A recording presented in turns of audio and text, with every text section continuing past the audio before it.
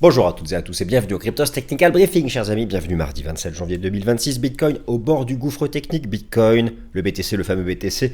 Dernière chance technique.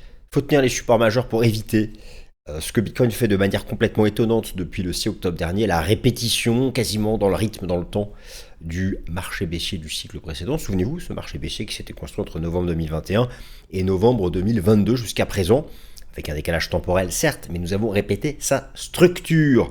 Si Bitcoin enfonce les supports majeurs qu'il essaye de défendre difficilement, moyenne mobile à 100 semaines par exemple, ou encore la partie basse du nuage du système Ishimoku en données hebdomadaires, qui, une fois rompu, avait déclenché le point de départ de cette fameuse vaxée. Bref, si Bitcoin veut éviter de répéter la vaxée A, Dead Cat Bounce B, C, dernière jambe du bear market, éviter de répéter schéma, il faut tenir les supports majeurs. Alors, le plan de cette vidéo, et ensuite j'introduis rapidos. Donc la Fed, première partie, la Fed on l'oublie, hein. Il y a tellement de la clownerie géopolitique, le cirque géopolitique est tellement omniprésent, on a l'impression que ça peut péter tout le temps, chaque nuit, chaque heure. C'est à tel point que les fondamentaux classiques, la finance, on commence à les ignorer parce qu'on se dit, bon, sait-on jamais dans une heure qu'est-ce qui se passe? Qu'est-ce qui se passe? Qui bombarde qui fait quoi? Bon, ok. Alors, donc, cette semaine, quand même, retour. Première décision de politique monétaire de l'année de la Fed, 28 janvier. N'en attendez pas grand-chose, mais en même temps, qui attend quelque chose de Powell encore? De toute façon, il part bientôt. Et nous allons bientôt connaître le prochain, le fameux Shadow Fed Share. Et d'ailleurs, il est possible que nous ayons un Shadow Fed Share, deuxième partie, favorable au Bitcoin. Ça va dépendre. Alors, il y a 4 choix possibles. Nous allons bientôt le savoir. Et notamment 2 plutôt favorables au BTC. On fait un point là-dessus. Troisième partie, S&P 500. Pareil, il n'y a plus de marge de manœuvre technique. Cette semaine, c'est les Magnificent Seven. Alors, pas tous. Donc, vous savez, nous sommes là dans la saison des résultats trimestriels. Les Mag 7 GAFAM, ils sont répartis entre aujourd'hui et la semaine prochaine. C'est majeur. C'est 40% du S&P 500. Je vais aussi vous remontrer l'indice sectoriel de la tech, IA, tout ça, etc. Du S&P 500. On n'échappera pas à la querelle. Hein, on n'y échappera pas. Sauf si par miracle, un jour peut-être, dans 10 ans, 100 ans, 30 ans, un peu de capitaux, un petit peu de capital qui est allé sur l'or et l'argent vient sur Bitcoin, qui y croit encore? Mais justement, c'est quand plus personne n'y croit que ça peut arriver. Bon. Là, du coup, on échapperait peut-être à la corrélation avec le S&P 500. Bon, mais peut-être qu'il faut d'abord finir le bear pour ça. À voir. Alors, Bitcoin, justement, il n'y a plus de marge de manœuvre technique. Alors, je dis pas que c'est foutu, hein, parce que ça peut tenir. Les niveaux, ce sont ceux qui tiennent, là, difficilement, depuis le début du mois de décembre. Toute cette zone de prix, là, comprise entre 85 et 87 000, là où passent tous les supports majeurs, une conjonction de supports majeurs, une zone qui, si elle est enfoncée, déclenche le fameux drop à l'ex-ATH, c'est-à-dire le record de l'ancien cycle. 69 900 $. Là d'ailleurs où passe aussi le coût de production de Bitcoin moyen, prix sous lequel Bitcoin n'est jamais passé d'ailleurs de toute son histoire. Mais ce schéma n'est pas certain, ni la valider tant qu'on tient les supports. Donc on verrons cette semaine. Ensuite, qu'est-ce qu'il a écrit lui là? Oui, non, c'est moi qui ai écrit bien sûr. Hein. Alors, oui, les métaux précieux, Bitcoin versus les métaux précieux, l'or 35 trillions de dollars, l'argent 6 trillions de dollars, Nvidia c'est 4. Hein. Bon, Bitcoin c'est 1,6 hein, forcément. Quand même, c'est la fameuse rotation. Vous savez, elle aura lieu hein, cette rotation, hein, mais ça prend du temps quand même. Il va falloir accumuler tout en bas. Déjà faut stabiliser. Déjà, il faut que Bitcoin fasse en or et en argent stabilise. C'est pas gagné quand on voit les autres s'envoler. Le dollar s'effondre. Bon, bah là, j'ai eu raison pour une fois. Là, c'est le truc que le dollar n'a jamais donné de signaux techniques haussiers et les institutionnels étaient baissiers. Je vous ai montré ça la semaine dernière. Il fait de nouveau plus bas. Du coup, la liquidité, notamment le M2 et plus la liquidité globale, les bilans des banques centrales font un nouveau record. Me direz-vous, mais alors pourquoi? Tout va dans l'or et l'argent. Tout va dans l'or et l'argent. Tout. Tout. Bien sûr, c'est cyclique tout ça. Historiquement, il y a eu des phases où tout allait dans l'or et l'argent et des phases où tout allait dans Bitcoin. Voilà. Et alors forcément, quand on est dans le dur d'une phase, on se dit la rotation n'aura plus lieu, mais elle a toujours eu lieu, elle aura lieu encore. Elle aura lieu encore. Puis on fera aussi un point sur les alts, sur ETH, sur Link, sur les alts. En général, cette semaine, c'est ce que je disais à l'instant, on a l'impression que tout peut péter à n'importe quel moment. La fête cette semaine, Popo va causer, c'est une de ses dernières causeries, il part en mai. Voilà, bon, il y a eu des chiffres de l'inflation qui ont été publiés, on est à 2,8, 2,6 pour le CPI, 2,8 le PCE, mais en fait l'inflation temps réel s'effondre, c'est comme le dollar. Sauf que l'inflation temps réel qu'on voit maintenant, elle sera dans les chiffres de mars. Le problème, c'est qu'on pourrait se retaper un nouveau shutdown. Vous vous souvenez du shutdown d'octobre-novembre? Bien là, potentiellement, avec ce qui se passe aux États-Unis, l'actualité un peu tragique, certains sénateurs pourraient, démocrates, mais pas que d'ailleurs, hein, il y a aussi des républicains qui commencent à en avoir marre un peu de cette politique intérieure agressive de l'administration Trump, pourraient bloquer le financement du gouvernement fédéral à partir de ce vendredi, de samedi. Imaginez si on repart pour un shutdown. C'est-à-dire que du coup, plus de statistiques. Alors que là, on est censé avoir des statistiques favorables d'inflation bientôt, mais si elles shutdown, les amis, je sais plus quoi vous dire. Elles seront même pas publiées. Qu'est-ce que vous voulez que je vous dise? Toutes les heures, il y a un nouveau truc. Qu'est-ce que c'est que ça, quoi? Moi, j'ai envie de revenir dans le cycle précédent. C'était tellement facile, le cycle précédent. Les taux étaient négatifs. Puis, il n'y avait pas de la géopolitique qui pétait à tout moment. On parlait que du Covid. Covid, taux négatif. Bah, les machins s'envolaient, quoi. Bon, bref. Autre période, c'est un autre temps. Donc oui, alors cette semaine, la Fed, on va connaître le Shadow Fed Chair, le prochain patron de la Fed. On va connaître la géopolitique, l'Iran, le Venezuela, le Moyen-Orient, la Chine, Taïwan. Bon, c'est les résultats des Mac 7, des Magnificent Seven. Là, franchement, là, il y a de l'actu partout. Et puis donc peut-être un shutdown à partir de samedi. Et sans oublier la plus grosse session d'expiration d'options Bitcoin ce vendredi. Bon, chaque jour, alors, est-ce que dans un tel contexte, est-ce qu'il va tenir? Ou va-t-il finalement, il parle de Bitcoin, hein, choisir la facilité, à répéter le schéma habituel du bear? Donc du coup, péter les supports et à revenir à 70. S'il le fait, si franchement c'est ça qui se passe, vraiment c'est que cet aspect cyclique, hein, aura pris le dessus, surtout. Enfin, surtout finalement. Bon, il y a des tensions fondamentales qui expliquent aussi tout ça. Mais l'USP 500, lui, il est perché tout en haut. Enfin, c'est grâce à la tech. Mais pas que, d'autres secteurs se sont repris aussi. Bon, allez, bref. Bienvenue à la nouvelle édition du CTB, mes amis. Géopolitique, incertitude globale macro, tarifs douaniers, réserve fédérale des États-Unis, bear market cyclique, le fameux marché baissier cyclique. Comment se hedger sans se séparer de ses cryptos? Mieux, comment gagner à la baisse? Comment shorter le marché? Ayez un réflexe. Contrat futur, ayez un second réflexe. Offre complète de contrats futurs chez Kraken. Chers amis, avec les contrats futurs, à la différence du spot, vous pouvez avoir une position à l'achat, certes, mais aussi une position short. Vous gagnez effectivement quand le marché baisse. Pas besoin d'un wallet, vous bénéficiez d'un effet de levier, les frais sont pas chers et surtout, vous avez une énorme liquidité. Mais oui, par contre, contrat futur dit échéance. C'est fastidieux, j'arrive à l'échéance, il faut faire le rollover, je n'ai pas envie. Du contrat futur, passer au contrat futur perpétuel. Pas d'expiration en contrepartie de frais de financement quotidien, le fameux funding rate. Contrat futur perpétuel, tout est disponible chez Kraken, plateforme réglementée en France. Des frais vraiment pas chers et surtout une liquidité en béton, armée service client en France, 7 jours sur 7, 24 heures sur 24. Ce que je vous propose, chers amis, c'est de plonger ensemble à la découverte de Kraken. Les contrats futurs et les contrats futurs perpétuels avec Kraken Pro, avec notamment une offre de plus de 300 contrats futurs perpétuels. Prenons l'exemple du contrat futur perpétuel Bitcoin, effet de levier x10. Vous reconnaissez les graphiques TradingView, un carnet d'ordre, la profondeur du carnet d'ordre, de nombreux ordres de trading à votre disposition. Chers amis, suivez le lien en description, foncez et testez gratuitement par vous-même la plateforme Kraken Pro pour pouvoir vous hedger avec les contrats futurs et les contrats futurs perpétuels crypto.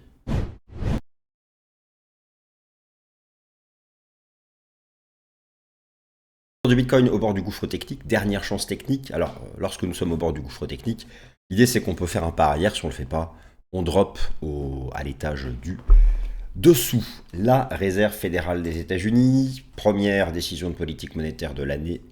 Première décision de politique monétaire de l'année, le marché n'attend rien.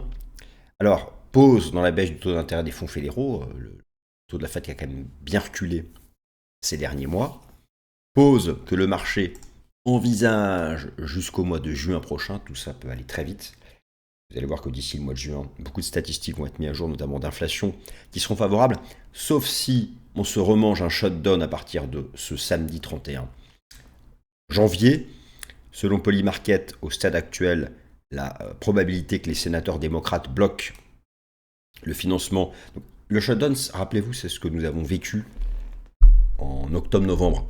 Pas de stats pendant 2 mois, des stats même qui n'ont jamais été publiés, qui ne le seront pas. Le brouillard, bon, Bitcoin s'en est mangé une énorme, mais c'était pas là, c'était une des raisons. Alors, pas dans la première semaine, il avait pumpé d'ailleurs. Ça peut changer. La probabilité que vous avez soulevée, ça peut changer. Hein. Ça négocie entre républicains et démocrates. Il faut que Trump il lâche du lest, il faut qu'il arrête de déconner avec sa police de l'immigration. Mais bon, voilà, ça c'est un sujet de la semaine, il faut l'avoir en tête, parce que c'était pas un sujet il y a encore 2 jours. Mais c'est un sujet depuis les événements aux États-Unis avec de politique intérieure américaine, nous allons dire. Mais revenons donc à la Fed, on n'attend rien de la Fed cette semaine, pas de mise à jour projection macro. Alors, il va y avoir une décision sur les taux, la Fed va s'exprimer. Pour moi, ce que va regarder le marché, c'est surtout comment la Fed lit l'inflation. Parce que, si vous voulez, si vous regardez les chiffres officiels, les dernières mises à jour nous disent que le PCE est à 2,8. Le corps PCE est à 2,8. Mais ce sont des chiffres complètement en retard. Complètement en retard. D'ailleurs, en lien avec déjà le précédent shutdown. Vous imaginez comment ça irradie, comment le retard perdure, alors que le shutdown est terminé depuis le 15 novembre. Il y a encore des données en retard, là, alors qu'on est fin janvier. Donc c'est pourquoi il ne faut pas qu'on se remange un shutdown à partir de ce 31 janvier. Parce que si on se mange un shutdown à partir de ce 31 janvier et que ça dure quelques semaines, ça veut dire on sera encore dans la mouise statistique au printemps, alors que là, c'est l'inflation officielle qui est à 2,8. Les amis, je vous montre l'inflation temps réel. Celle qui est constatée maintenant. Elle s'effondre. Si ça, c'était dans les chiffres officiels, on avait d'un coup 4 baisses de taux. D'un coup. Le problème, c'est quoi? C'est que ce chiffre-là que vous avez sous les yeux, ça, c'est le vrai Trueflation, constaté maintenant en temps réel, qui est à 1,40. Donc ça y est, la cible de la fête est faite. Le problème, c'est que ça, c'est fin janvier. Donc, ça, c'est fin janvier. Ce sont des données qui vont arriver d'un point de vue comptable, donc fin janvier. Ces données comptables sont publiées un mois à 1 mois et demi en retard par le BEA, qui dépend du département du commerce. Donc, en temps normal, on attend ça en mars, dans les chiffres officiels. Mais s'il y a un shutdown, je vous laisse calculer. C'est pas possible, on va quand même pas attendre juin pour avoir ça, alors que c'est la réalité de janvier. Alors me direz-vous, oui, mais du coup ils le savent. Non, ben non, mais oui, tout le monde regarde Trueflation, et c'est de plus en plus scientifique cette approche. Mais la Fed ne peut pas déroger à sa version officielle, à ses chiffres officiels. Sinon, elle perd en crédibilité si on se met à changer de métriques. Donc, il faudra attendre le PCE officiel. Donc, moi, c'est ce qui me permet d'être très optimiste plus tard dans l'année. Et on ne va pas le voir cette semaine. Là, cette semaine, non. Alors, parfois, la Fed, qui s'exprime cette semaine, Popo va causer, peut faire passer un message de confiance.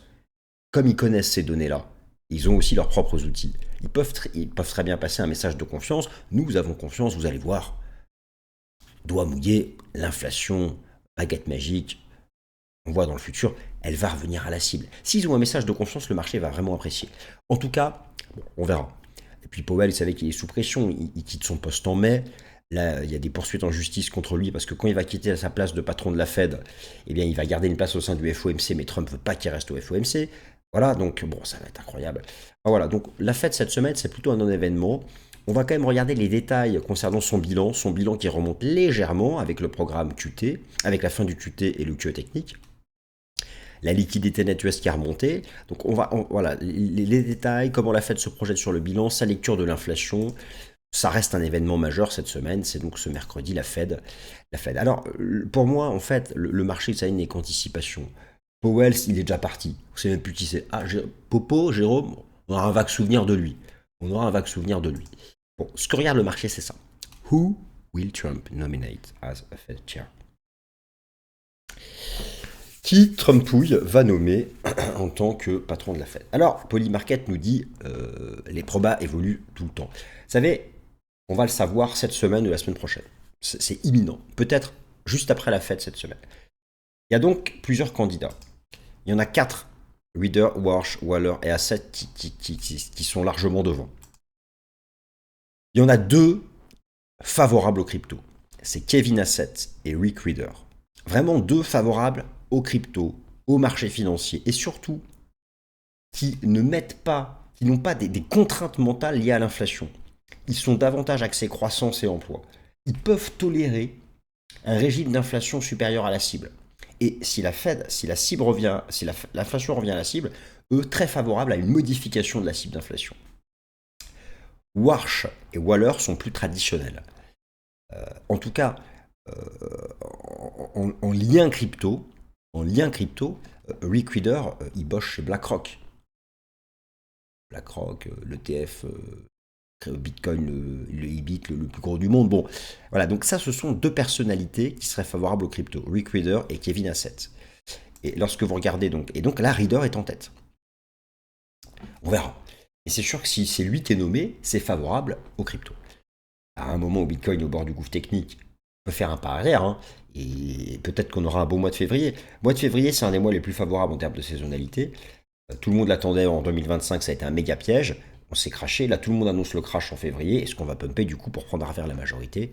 On verra bien. Il le peut techniquement, hein, tant que les supports tiennent. Donc, un shadow fetcher favorable au crypto, nous le saurons bientôt. Cette semaine, c'est donc la Fadouille et c'est aussi le SP500. Le SP500 qui lâche rien. Rien. Tout en haut, la vaccin continue, le haut de canal, ça lâche pas. Et en fait, ça ne lâchera pas tant que la tech ne lâchera rien. Et la tech, alors là, on est tout en haut, vous voyez, hein, et le secteur de la tech, c'est quasiment 40% du calcul du SP500. Et vous avez cette semaine les résultats des Max 7. Eh bien, l'indice sectoriel de la tech, lui, est dans une espèce de structure latérale. Le choix est clair. Les Max 7 déçoivent. Cette semaine, vous avez la moitié des Magnificent 7 qui publient et l'autre moitié la semaine prochaine. Les Magnificent 7 déçoivent, on pète ça, on revient là, le SP500 corrige son ancien record, Bitcoin aussi, 70K. Et si on sort par le haut de cette pattern, franchement, il y a de l'upside partout sur les indicateurs de momentum. Il y a de l'upside. Si on sort par le haut de ce truc, ça va être un vrai soutien pour BTC, ça va aider BTC à faire son pas arrière. Et peut-être enfin avoir une rotation des métaux précieux vers Bitcoin. D'ailleurs, le ratio Bitcoin-Gold qu'on va voir tout à l'heure est en bear market depuis plus d'un an, et c'était la durée moyenne des bear market du ratio Bitcoin-Gold. Donc on sera plutôt en fin de bear market. En ce qui concerne les Max 7, la haute finance, ça nous vient de Bloomberg, la moyenne des anticipations des analystes financiers sur le titre Nvidia, Microsoft, Meta, Amazon, Apple, et les stars, hein, c'est encore par rapport au prix actuel, encore des plus 20, des plus 30, voire encore des plus 40%. Vous voyez, les mecs ont encore faim, ils ont encore la dalle, ça peut aller plus haut. Mais on voit que donc, techniquement parlant, des cibles comme ça, des augmentations de cours encore sur les GAFAM comme ça tient la route sur le plan technique lorsqu'on fait l'analyse technique de l'indice sectoriel des valeurs de la tech. Voilà, donc bon, je l'ai dit, la semaine était lourde, hein, donc il y a le SP500, les Max 7, le Shadow Fetcher, il y a plein de choses, la géopolitique, il y a le shutdown. Voilà, chaque jour, chaque soir, on se dit que ça peut péter. Alors justement, Bitcoin n'a plus de marge de manœuvre technique. Pour autant, ZIL n'a pas sauté dans le gouffre. Pour autant, la market cap total crypto tient le choc.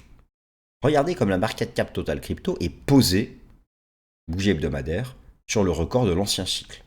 D'ailleurs, le record de l'ancien cycle fut le point bas de l'ancien bear market.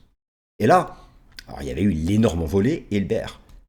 Et là, nous sommes finalement dans une structure un peu latérale, posée par deux fois, à peu près, sur l'ancien cycle. Ça peut être finalement une grosse pattern de continuation. En tout cas, quand je dis que c'est la dernière chance technique, nous sommes au bord du gouffre, le bord du gouffre est là. Mais vous voyez bien que le marché peut prendre... C'est decision time. Cette fin janvier, début février, c'est decision time. Pour moi, février, il n'y a pas de demi-mesure, il n'y a pas de range. Février, on drop soit massivement à 60K, ou on repart sur un nouveau record. Moi, je vous le dis. Mais voilà, tant qu'on tient les supports, on a peut-être même une petite div weekly ici, il y a vraiment de l'upside encore sur mes différentes approches de momentum. Je vous les détaille pas là, mais il y a de l'upside. En fait, tant qu'on tient ça sur la market cap totale,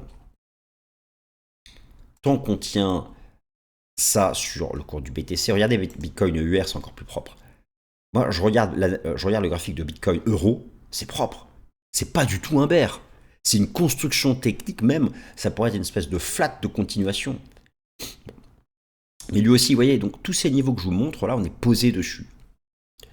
C'est la moyenne mobile à 100 jours. D'ailleurs, regardez, on va regarder les moyennes mobiles exponentielles. Regardez. Cette fois-ci, vous avez ici les moyennes mobiles exponentielles. Au passage, le DSS Bracer nous dit qu'il y a encore de l'upside. Vous voyez bien ici le bear market, il y avait la vague A, la B, la C. Ce qui avait déclenché la C, c'est la cassure de l'EMA 100. Ben là, on est posé sur l'EMA 100. Et en plus, là, on a une petite divergence haussière weekly. Là, il n'y avait absolument pas de div. Donc déjà, la comparaison avec cette vague B, ça coupe. On verra. Alors, si ça s'effondre, bah c'est bon, ok, mais le piège est peut-être là. Vous savez, tout le monde joue ça. Maintenant, je vous le dis, la majorité joue ça. A, B, C. Et là, c'est decision time. Il n'y a plus à attendre. En termes de temps, il n'y a plus à attendre.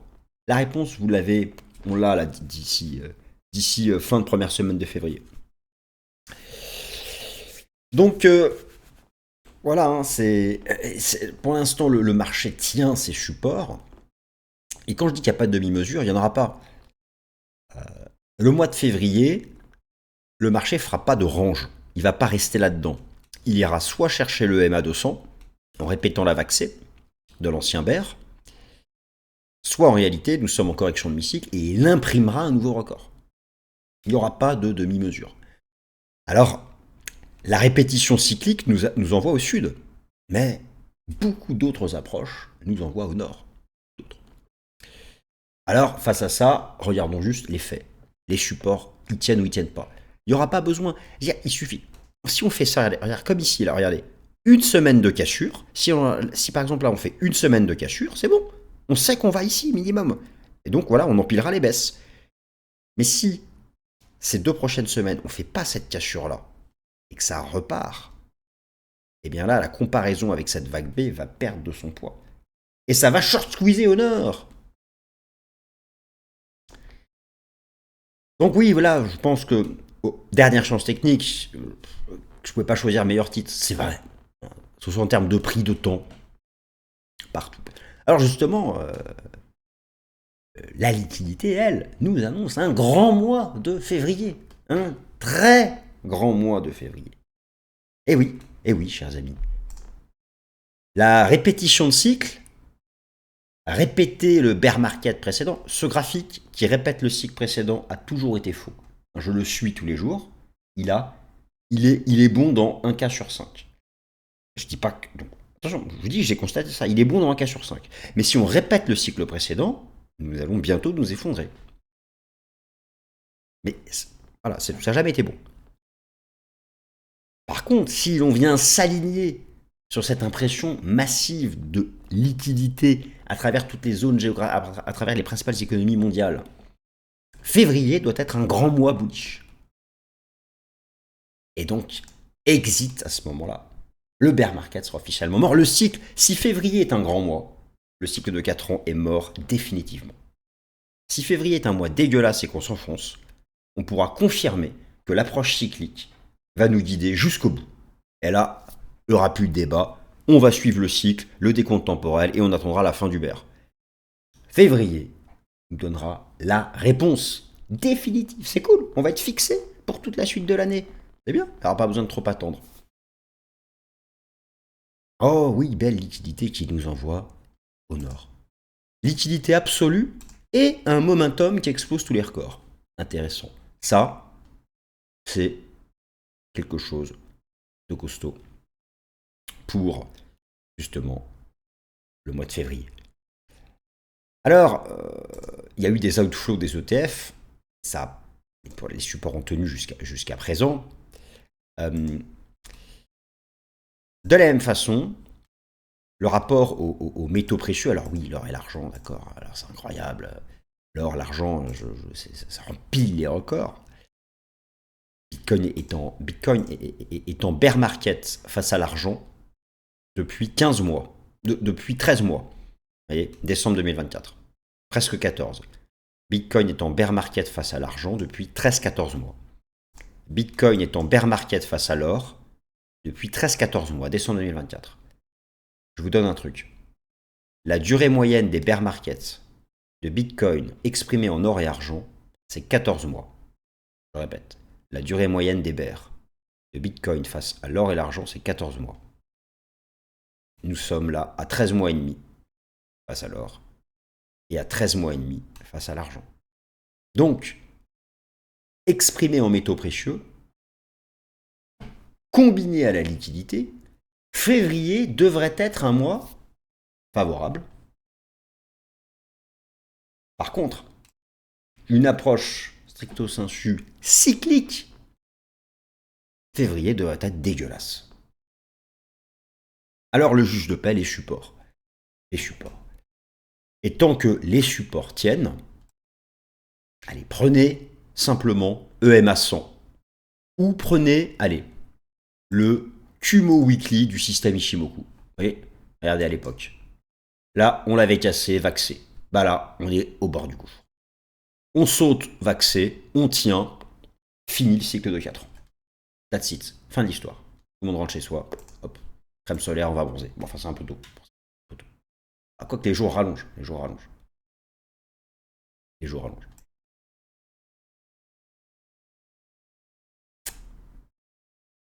Intéressant de noter que le ratio Bitcoin-argent revient au point de départ de la fin du bear précédent.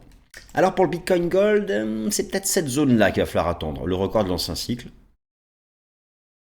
Ah, ça y est, on est vraiment... nous sommes en train... il est plus temps d'acheter les métaux précieux et de shorter le Bitcoin. Maintenant, c'est le contraire. On rentre gentiment en phase de rotation. Ça ne veut pas dire que ça va s'inverser d'un coup. Mais on rentre gentiment en phase de rotation. D'ici la fin de l'année, Bitcoin fera beaucoup mieux que l'or et l'argent. Les alts tiennent le choc. Toujours mon ratio alt sur Bitcoin qui dérive latéralement. Et moi, j'attends vraiment de voir, à force qu'on dérive chaque semaine, on va finir par casser en dérive latérale ces trendlines de résistance, avec le bilan de la Fed qui baisse plus. Et je me dis que, voilà, à un moment ou à un autre, ça va finir par avoir de la surperformance sur les alts. Donc en tout cas, elles tiennent plus ou moins le choc. Voilà, donc ça reste quelque chose d'intéressant. De la même façon, sur nos amis, alors les alts ne sont pas nos amis les alts. J'admets que ce ne sont pas les amis de tout le monde. Hein. Enfin, les alts ne sont pas faits que des amis. Hein. Mais typiquement, vous avez par exemple, regardez sur ETH BTC, weekly. Allez, c'est un peu différent, mais là il y avait eu une stabilisation, même support, impulsion, et on avait fait une espèce de range entre SMA 50 et SMA 100. Alors on fait à peu près le même range, SMA 50, SMA 100, et le jour où ça casse SMA 100, ça part. Et puis j'ajoute Ishimoku, et on voit bien, le Kumo pousse le marché, et on est casé dessus. Donc je me dis, je ne serais pas surpris que d'ici la fin d'année, on ait globalement une phase de surperformance de TH sur BTC. Donc ça, je surveille la façon dont tout ça là, va se comporter, la façon dont tout ça va tenir, mais nous n'échapperons pas, bien sûr, au choix technique que l'ami Bitcoin décidera de faire. En l'exemple prenons Link maintenant. Link, c'est pareil, n'échappera pas au choix que fera Bitcoin, mais la grosse zone d'accumulation, c'est entre 8 dollars et 12 dollars. Tout ce que vous avez entre 8 dollars et 12 dollars, ça se paye. Donc si Bitcoin drop à 70K, on ira à 8 ça se paye. Si le support majeur de Bitcoin tient, la zone haute 12 va tenir. Enfin, en tout cas, c'est une zone achetée entre 8 et 12, gérer son risque sous 5 et viser 30. En plus, il y a du risk rewards. En plus, il y a du ratio rendement-risque. Ça me semble à la fois interesting. Voilà, guys. Eh bien, si s'achève cette nouvelle édition du CTB, donc, c'est du lourd cette semaine, il y a du fondamental dans tous les jours. Pour résumer, on aimerait quand même voir cette semaine le patron de la Fed, le nouveau patron de la Fed. On aimerait quand même éviter un shutdown US, hein, ce serait quand même super relou. Voilà. Bitcoin, dernière chance technique, merci à tous.